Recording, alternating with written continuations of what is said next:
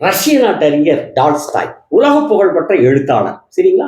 அவர்கிட்ட போய் ஒரு இளைஞன் கேட்கிறான், ஐயா நான் ஒரு தொழில் பண்ணலான் இருக்கிறேன், ஆனா எனக்கு அதுக்கு முதலீட்டுக்கு மூலதனத்துக்கு என்கிட்ட பணம் இல்லை, நீங்க பணம் கொடுக்குறீங்களா அப்படின்னு போய் அந்த அறிஞர் டால்ஸ்டாய் கிட்ட இந்த இளைஞர் கேட்கிறான். அதுக்கு இந்த இளைஞர்கிட்ட டால்ஸ்டாய் சொல்றாரு, 100 ரூபிள் தர்ற. ரூபிள்னா ரஷ்ய நாட்டு பணம். சரிங்களா?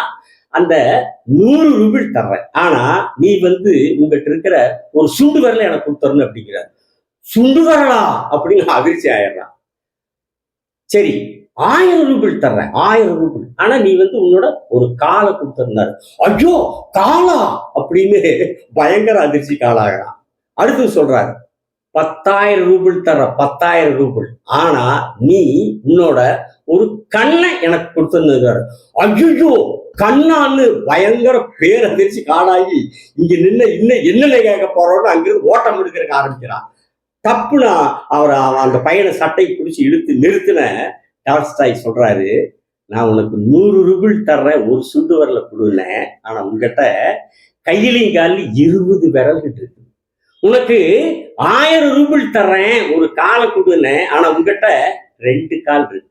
நான் 10,000 ரூபிள் தர்றேன், உன்னுடைய ஒரு கண்ணை கொடுனேன், ஆனா உங்ககிட்ட 2 கண்கள் இருக்கு. இப்படி இன்னும் விலை மதிக்க முடியாத உறுப்புகள் எல்லாம் உங்ககிட்ட இருக்கு. இப்படி ஒரு செல்வத்தை இறைவன் உனக்கு கொடுத்திருக்கிறார் அல்லவா?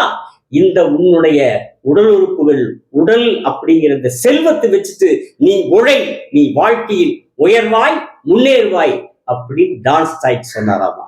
சரிங்களா? வணக்கம்.